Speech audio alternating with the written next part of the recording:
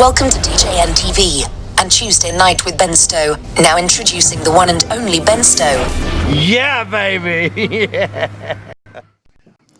So on tonight's show, we're going to start things out with a game show, our favorite new game show called TV Sitcoms that have been on shorter than Tuesday Night with Ben Stowe. Are you ready, Ben? All right. Okay, so this first episode is actually, this sitcom was actually on the same length of time as we have been on.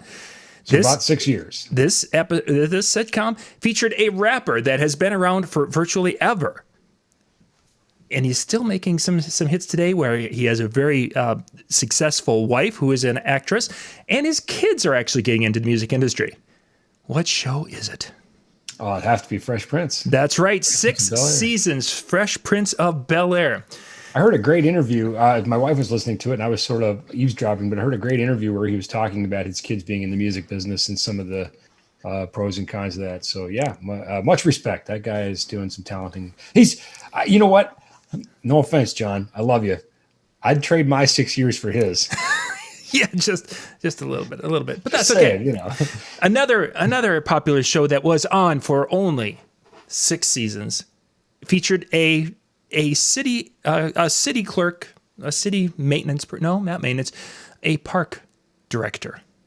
I found one option, City Park on Cornelia Street. Siri's trying to take you to the park. Featuring a Saturday Night Live alum.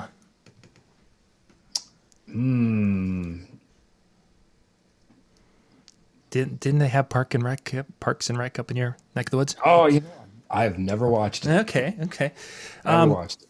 Gonna go through. There's a couple more that I'll go through the list later. One show was only on for 3 seasons, but yet has been on syndication forever. And sci-fi fans, it's like part of. Has to be Star Trek. Star Trek, 3 seasons. We have doubled up. See, no, you lost me at Parks and Rec, but you're back to the nerd stuff. So okay, so let's go to more nerd stuff, as long as that seems to be okay. Music stuff and nerd stuff. I'm batting 1,000 on the music stuff and the nerd stuff. Scott Bakula is in this particular show where he would jump back in time to fix things. Quantum Leap. Yes, that was 5 seasons. Let's see.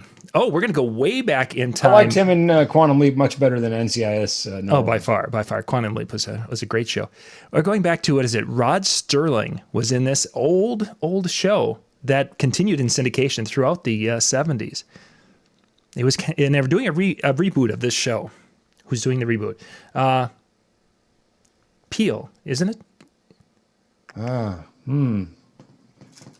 Must not be nerd stuff or music stuff. Twilight Zone, 5 seasons. Oh, yeah. You know, it's so funny. My brain was short-circuited because I just was reconnecting with some long time childhood friends of mine, and one of them is now married, and her husband's name is Scott Sterling. And if you haven't seen the soccer thing, I just could not. I haven't told her this yet, and I'm pretty sure she doesn't watch my show. But the whole time, I'm just like, Scott Sterling! Yeah, and then she's like, "What's wrong with him? I think he's got a mental." I didn't say it to her, but it was just going on in my head. So as soon as you said Sterling, I was completely sidetracked. And a different thing. What I think of was Scott Sterling. This sci-fi show came out, I think, just around that same time, on the heels of Star Wars, I believe. But it was only around for 1 season, and the main characters were, I believe, Starbuck and Apollo. Oh, shoot. Battlestar Galactica, 1 season. Yeah. I lost my nerd card now. 4 seasons of this show. This is the one Robin Williams basically started out on. Well, now this is okay. Now this is my kind of sci-fi, right? Mork and Mindy. Mork and Mindy. That's right. Getting back to music. I didn't know I was going to be quizzed. You know. I know this. It's enough. This show was only on for 4 seasons, which surprises me. One of the most famous episodes is the turkey episode. I thought they could fly. That's got to be WKRP Cincinnati. Yeah. 4 seasons with that one. God is my witness. I thought turkeys could fly. Yep. A couple others, and we'll get on with the show. Arrested Development was 5 seasons. Dick Van Dyke Show, which of course is coming. Everyone's talking about that right now. Was 5 seasons. Twin Peaks made it only 3 seasons. Monty Python's Flying Circus only made it 4 seasons, and here we are in our 6th season. So there we are. Are you And still? I know we're not nearly as funny. I know we're not nearly as talented, but I think we've helped a lot of people. Yeah, that's ultimately the goal. Not probably as much as Monty Python's Flying Circus, but we're striving. We're striving. So tonight, Ben, So let's talk I about. have to tell you Oh, this. I have to. Okay, so we have this very talented guy by the name of Tim who works in our office. yeah. Yeah, you know Tim. And anybody who's ordered Gobos has probably interacted with Tim. He does a lot of the graphic design for ads, and he does a lot of the Gobo department. Very talented guy. One of my favorite memories of Tim is being out to taking him to a trade show, which usually a design team doesn't get to go out, and watching him make a freehand drawing on his plate using the ketchup bottle. His squirt ketchup thing. And I was like, wow, this guy's really talented. He's just a tremendous illustrator. But anyway, Tim and I were going somewhere one time. We were leaving the office, and somebody had borrowed my truck. And I walked outside to go, and there my truck was gone. So I said, well, I guess we can just ride our imaginary horses. And Tim doesn't even miss a beat. And he says, but we don't have any coconuts. No, that's what I knew. This guy was a keeper. I'm like, he's forever. So anyway, yeah. Thank you, Monty Python. Yeah, there we are. The Holy Grail there. Tonight, we're going to talk about ways to protect cords. As people are doing odd events right now, we're not doing our traditional setups for a lot of things, and that's going to be continuing on for the events we will be able to do. So we're going to have speakers all over through high traffic areas, what have you. So Ben, I wanted you to kind of walk us through some different options for protecting our cords from damage and also protecting the guests from tripping and what have you. Yeah, they're both really important. Obviously, if the cord gets damaged, whatever it was connected to isn't working like it used to. We could have loss of signal or loss of quality. Depending on how it's damaged, we could even damage what it's connected to, in the case of a short or something. But that's clearly secondary to the safety of our guests. Whether it's a trip or worse, that's obviously a big consideration. So lots of ways this can vary because it's really dependent on the environment. I've seen people dig shallow trenches, temporary trenches to just sort of hide the cable, particularly under gravel or something, and that can have some level of effectiveness.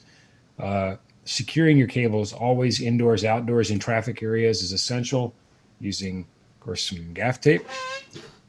And then probably the number one way that we do things, and we often have to run cables in high traffic areas, if for no other reason than you've got a stage and you've got a front of house area. And outdoors, you can have very, very wide areas. So there's not really the opportunity like in an arena. Maybe we could run our cables around by if it's has hockey dasher boards or something in the arena or an aisle or something. We can run those cables out of harm's way and have minimal area where there are people and cables in the same place. Outdoors, it's almost impossible. Right. So we pretty much just make a straight shot from the stage back to front of house, and we cover them with cable ramps. In which case, and I've got some pictures I pulled up. Cable ramps may or may not be the right solution, and they come in different sizes and flavors. Some are drop over, meaning you put the cable down and the ramp goes down over the top of it. I don't really like those because often the cable doesn't stay in the ramp. Okay. The ramp can move. Sometimes the ramp is no longer protecting the cable. There are various mechanisms for attempting to keep cables inside those things. I've just never seen any of them really work well. So I prefer the ones that have lids, but they tend to be a little bit higher and a little bit maybe more cumbersome. Ours, for example, weigh, I think, something like 40 pounds a piece. So a pallet of those things is a lot of weight. But if you're going to go 100 feet, you're going to need a lot of 3-foot cable ramps. 33, I guess, to be specific, right? So anyway, I've got some pictures I can show. Right. The nice thing about these types of cable ramps, and they have cousins that you can get at office supply stores and that sort of thing that are very, very small. If you're running one single small little cable, you maybe don't need something quite as big as what I'm going to show you. So I think the point is there's a lot of variation here. But what's really nice about them is you can literally drive a semi over them, which we'll see a picture of, forklifts, you name it. But there's an important consideration for wheels we'll talk about as I get my pictures up. So let me do that. Let me get my act together here. All right, we got my screen share going on. There we are. Yep. So here you can see a couple cable ramps, and you can see that there is, in fact, a large truck driving right over the top of them. And that's no problem at all. The amount of weight these things will support is absolutely absurd. Let's see what we've got here. What kind of, now, how many wires could a person run through something like that? Looks like you're running some huge. Yeah, those I think are actually even hoses, if not wires. Okay. Which of course that's something else. But our wires, for example, our power cables are about that size. So what we want to do, if we look here, we'll see the number of channels, and this one has 3 channels. And here we can see maybe some smaller wire in this channel, and then some hoses over here. Our cable ramps are 5-channel, which makes sense because we run 3-phase power, which requires 5 wires. Very large, 4-aught rubber-coated copper conductors. Okay. So how many wires you could put in is really going to depend on what the wires are. You could put a lot of smaller wires in here. And in fact, when we're running smaller cables, then we just use the different channels to separate data from power, sort of keep things away from each other so that we don't create interference. Because as wires run parallel to each other, they can induct a electric field from one to the other. There's always an electromagnetic field that's created when electricity runs through a wire, and that can cause induction on an adjacent wire. So that's why we space them out a little bit, just to protect those lower voltage signals like data. So the answer, of course, is would you feel comfortable in a situation like that having water and other electrical type wires running through that? It's another, it depends here, because and frequently we do end up with our wires in our cables in water, unintentionally as it might be. Sometimes we'll run them along gutters to keep them out of the way in a street, show scenario. And of course, if it rains, that gutter is going to fill up with water. Here's what you need to know.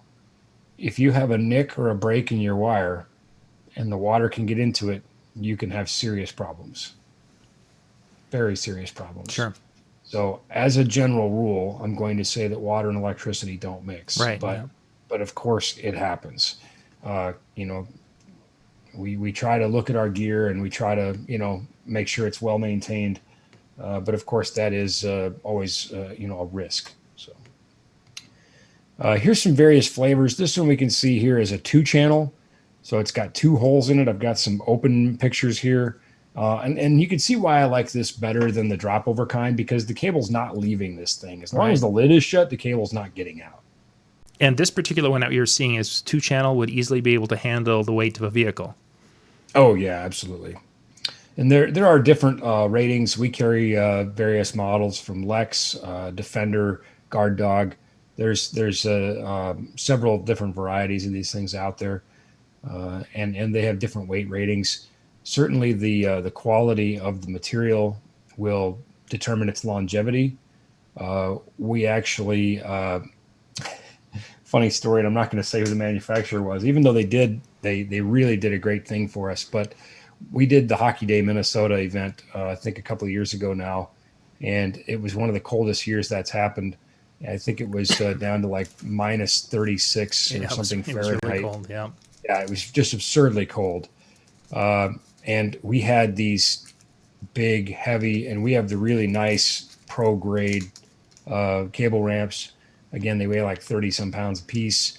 They're, $150 a piece or something, which sounds really expensive, but trust me, they last forever. And when you think about what they're doing, it just seems really expensive to me for a chunk of rubber, but anyway, we bought the nice ones. And when we were picking them up, and we had several were being used by Fox Sports and some were being used by us, and our guys had to go pick these up after this whole thing was done. One of them broke, like the rubber broke. If you've ever seen something that was cooled by liquid nitrogen, then hit with a hammer, that's kind of what it looked like. Oh, wow, it shattered. It had gotten so cold it broke. And we called the manufacturer and we said, He said, this, we were using this outside for Hockey Day, Minnesota, and it broke. And they said, oh gosh, they said those are rated for like for like minus 40 Fahrenheit. They said, well, obviously it didn't get that cold. We're like, well, it was that close, but they replaced it for free. But it was just kind of funny. They said, oh yeah, obviously it didn't get anywhere near that cold. We were like, yeah, it did. Yeah, it did. And yes, we were outside. So yeah, I thought that was kind of funny. That reminds me of the video wall. When we were talking to the manufacturer of our video wall and saying, as we're watching the forecast progressively get worse, we thought, boy, we need to make this call. And we called them and we said, will these work at 30 below? And they said, below what? We're like, zero. It gets below zero, 30 degrees below zero. Anyway, all right, moving on with cable ramps. So here we can see another model. This is a 5-channel. And this one is an all black model. We went with the contrasting color on ours because we want people to see them. Right. It's just something we wanted. But here's one's a little bit more stealth. Here we can see one that's tricked out, and this is the part I wanted to bring up about other wheels. This one is tricked out with a handicap kit. Oh, okay. While a car or a forklift or a truck is going to have no problem driving over these. They're a bit more of an issue for wheelchairs. I can see that. Yeah. So yeah, what this does is it adds on to the top and gives it a very gentle slope, makes it a lot easier for a wheelchair to roll over. So kind of a nice thing to do. Making life a little bit easier for your guests. It's also not bad for pedestrian traffic. It makes it, again, it's just a little bit less of a toe stubber, so to speak. Mm-hmm. Here we can see that same one we just looked at a little bit ago. It was all black. This one's black and yellow. So you can see that contrast. It's just a lot more visible. You'd be a lot more inclined to notice it. Something else that we often do, sometimes I've seen people even string rope light through there. Okay. With varying success. Usually the lids are pretty opaque and don't really let the rope light show up.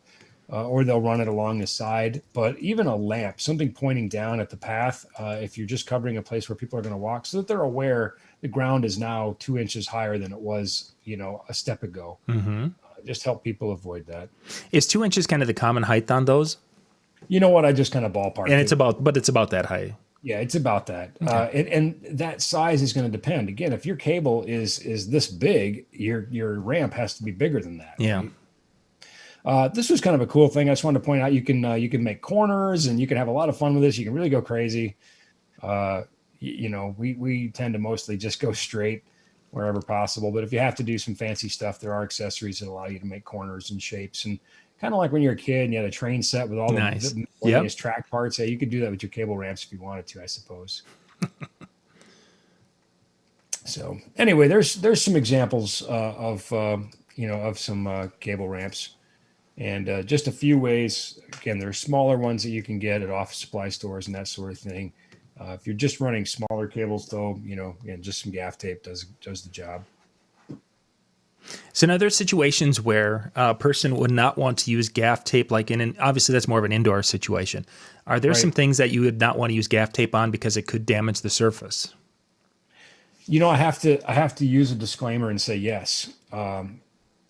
I will say that we have extensively tested our gaff tape on virtually every kind of surface, including my own hardwood floors over Thanksgiving. You know that story? Yep. That's what I was setting you up for, is to tell the story. So that's thank you. You led me right there. After 6 years, we're like a good quarterback and receiver. We're on the same page here. So we had gone through a lot of testing and a lot of iterations before I finally felt confident that I could do this, because I knew for certain that my life was at stake. If this damaged my wife's hardwood floors. Because when I say my hardwood floors, what I mean to say is my wife's hardwood floors. Yeah, I was going to correct you on that one too. But again, I was going to let you go and see if you caught it. I appreciate you giving me a rope to hang myself with. I was going to say, if you ever want to see ice cream again, well, you need to make sure we say it correctly. And boy, do I. Especially as hot as it is here right now. The floors, you put tape down. Yeah, over Thanksgiving. So we had a lot of company and family and guests, and they got a lot of traffic. And then we peeled it up, and was happy to report there was no goo on the cables, and also there was no damage to our floors. Now, I have heard of paint coming up. I'm not a painter, but I've been told by painters that that's really more of an issue with the paint than the tape. Mm-hmm. Our tape should not cause our tape should not cause paint to come up. If something with that level of adhesive tack is causing the paint to come up, again, it's probably more of an issue with the paint. I've also heard of gymnasium surfaces and things where they're very concerned about that. Yeah. I will tell you, your results may vary. You should always test in a low risk area, maybe a edge of the floor or something, if you have the ability and permission to test. But I will also say that I have used our tape on our university's basketball floor, and I have never had an issue. And in fact, I've kind of been given special blessing by the athletic director, where other people aren't even allowed to walk on this floor. We've demonstrated a level of competency and care where we've been able to tape to it. And I know for a fact that they just spent $350,000 refinishing the floor. So reflooring the floor, as it were. Mm-hmm. So I was pretty certain before I went about taping all over that thing, because I also knew we live in a small city. The athletic director knows where I live. I know they'd know where to send the bill. So your mileage may vary.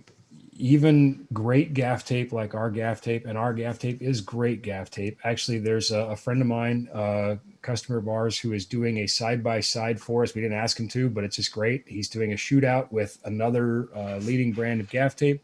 And 3 weeks in so far, our tape is winning. So very happy, with the quality of our tape, but it can damage surfaces, and that's really going to depend on the surface and the surface prep. And you need to be vigilant of that, and you need to make that decision.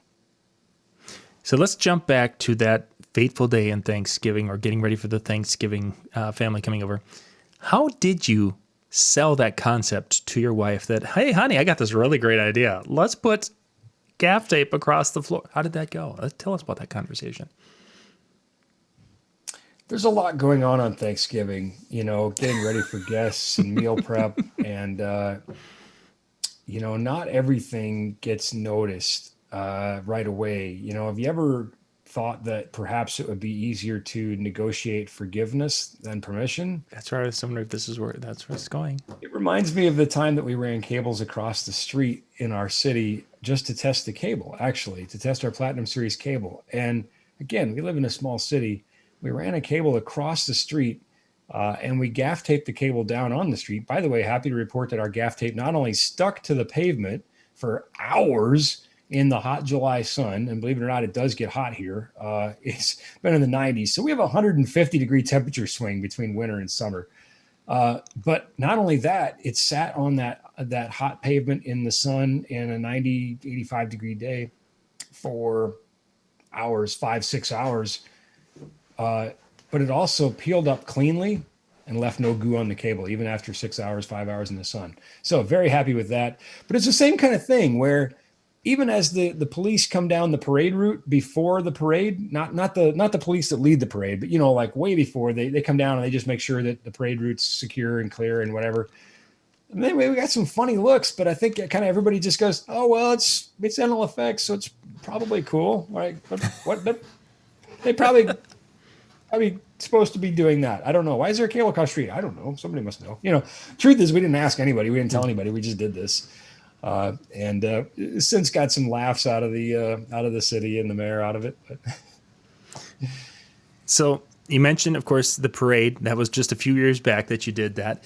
What was the reason for doing that? Was it to test the gaff tape, or what were you trying to test in that situation?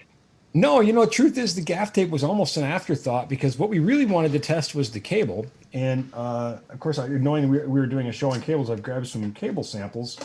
And here we have a sample of our Platinum Series mic cable. And as you can see, and this one's been pulled apart before to talk about, but it's a very, very, very well built cable, and it's very robust. We guarantee our cable assemblies forever. which is a really long time, even longer than 2020. And because this does feel like the longest year in history, I'll tell you that. But we guarantee our cables forever, and we know that they're virtually indestructible because at this point we'd already been using them for years on stages and things, and we designed a cable that we wanted to use, right? So we thought, well, let's just see. And it was really literally a last minute idea. I was sitting at home the night before the parade, Saturday night, and I was kind of musing to my wife, saying, I was thinking about doing this. Build a sensor so that we could, plug the cable in and let people drive over it. Let the entire parade, 2 miles of trucks and cars and tanks, and there were no tanks. I was disappointed, but we are still negotiating to try to get a tank to run over it. I think we recently got a solid lead on that. So. Anyway, my wife said, well, why don't you? And I said, well, I didn't build the things and not have to go down to the shop and build them. And she's like, well, what else are you going to do tonight? And I'm like, that's a pretty valid point. So I went down to the shop and I built the things, and that's what we did. The next morning, Sunday, we set out to do the parade. Here's a cutaway of a inferior cable, kind of a cheap, crappy cable, and you can see how much difference there is. Maybe you can't in the video, but I just take my word for it. Mm-hmm. This cable's not going to fare nearly as well as ours, and so we thought, you know what? Let's just run this cable across the street, and let's see how long it takes until our cable fails. Certainly, hundreds and hundreds of axles from large trucks like semis and logging trucks and horses and that sort of thing. Surely one of them will destroy our cable eventually, and we'll just say, well, it made it, for an hour or whatever. Turns out none of them destroyed it. It survived the whole thing. And that cable is 3 years old now and still works great. So we were even kind of impressed ourselves. Where the gaff tape came about is we started thinking kind of last minute, as this whole thing was last minute, that not only were there vehicle traffic in the parade, but there were also rollerbladers and things. And so the thought was, oh, shoot, we could really hurt somebody here. Yeah. Our little experiment could ruin somebody's 4th of July parade, and that was not an acceptable risk. So we wanted to make sure the tape was secure, which in a lot of ways actually made the situation worse for the cable because it had no ability to, there's a scene where go-karts are going over and they're skidding sideways. They're doing like their wipeouts and things, and they skid sideways right into the cable, which has no ability to move. Stuck there. So it was the perfect torture test for a cable. I don't understand that one. So Ben, you got a couple of images. Let's take a look at show a little bit of that parade for the folks who have no idea of what you're talking about on that one. If you've got that still handy. I do. Yeah. I hang on one sec. Let me get it up on YouTube here. It is on YouTube, by the way. You can go search it and watch the whole 15 glorious minutes, including at the end. We have a friend who's a stagehand and does not work for us. He's a stagehand from the Baltimore area who'd recently moved to the area. And I said, hey, check out this cable we just ran over. Tell me what you think. And that's at the end of the video. By the way, all of this was originally streamed live on Facebook, so nobody could cry shenanigans. And then what you're seeing in YouTube is edited down and sped up because it was actually hours long. So you'll see it's very, very sped up. So you can watch everything happen over the course of like 15 minutes. So let me do this here. Got the video. And okay, can you see it? It's popping up. There it is. The marching band. Yeah, so it started out with a marching band. So, you worry about people walking on your cables. Well, it started with, a bunch of marching bands and things going across it. And let's just see what we get here. All right, so there they go. You can see the cable is right here across the street. There we go, the police. Of course, we have boats because we have a bazillion lakes. Fire trucks. By the way, I asked what a fire truck weighs, and I don't remember now, but it's like 60,000 pounds. There's a lot. Mm-hmm. So I don't remember what it was, but it was a lot. Those rolled over it. A bunch of them, and more of them. There's even one that stops right on top of the cable and waits, which, in this case was great because we were trying to see what would happen. Let's see. More boats. I think about the 5-minute mark, we get the go-karts. Don't ask me what that truck is. I have no idea. Narrating this thing was almost as much fun. So here we go. Go-karts. And you can see they're like gunning for it. Like here, you can see the tape is scuffed up, and if you look now, you see a little bit of a scuff where they actually wrinkled up, peeled up or rolled. Yeah. However, folks, our gaff tape is holding on hot asphalt with go-karts sliding into it. That was not even part of the test, but let's be honest, that's pretty awesome. Yeah. But take that, honey. See, your sacrifice of your floors was worth it. It was for science. Science, I tell you. That's right. And here I had to adjust the camera because you couldn't really see the tape, but there you can see the tape across there. And again, this just goes on and on and on. And kids getting their candy. By the way, welcome to my town. This is Bemidji. This is pretty much the biggest thing happening, year-round. It was. This year it's not happening, of course, due to COVID. So I guess if I want to watch the parade, I'll just watch this. More people walking. Anyway. You can also mute the music if you don't want to hear that carnival song over and over and over again for 15 minutes. It is there. It is there. So at the end, let's back up. You had an indicator light set up with that, didn't you? I did, yeah. So what I did is now, of course, inside the cable,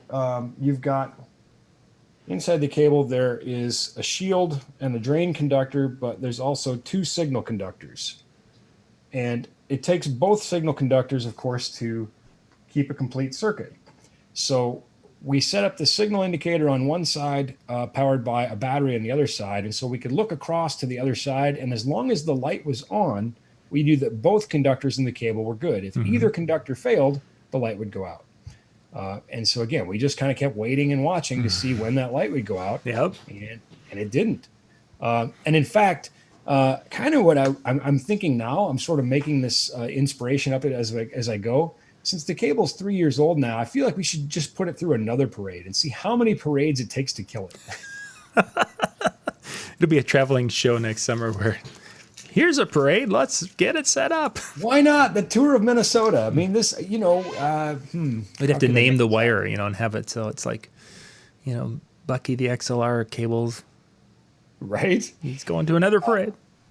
That said, let's go back to the original topic of the show. I don't recommend you do this. This is not recommended practice. So, just because our cable can survive doesn't mean it should, right? If you take care of your tools take care of you. And I think that's a good way to leave that. You can find a lot of information out with the gaff tape and all that out at nlfxpro.com. You guys can pop out there and check that out. So the cord protection devices Ben showed, they've got those on the website also. You can just do a little searching for that and find those things that will be the best for your situation. And as always, if you're not sure, just ask. We're here to help.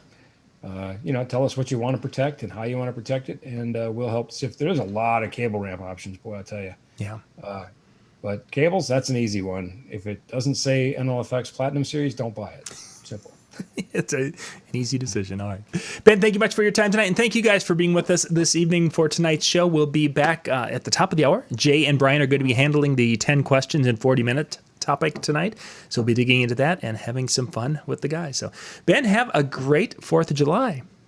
Thank you, John. We will check back next week, make sure all 10 fingers are still here. So see how that goes. All right. We'll catch you at the top of the hour, gang. Thanks.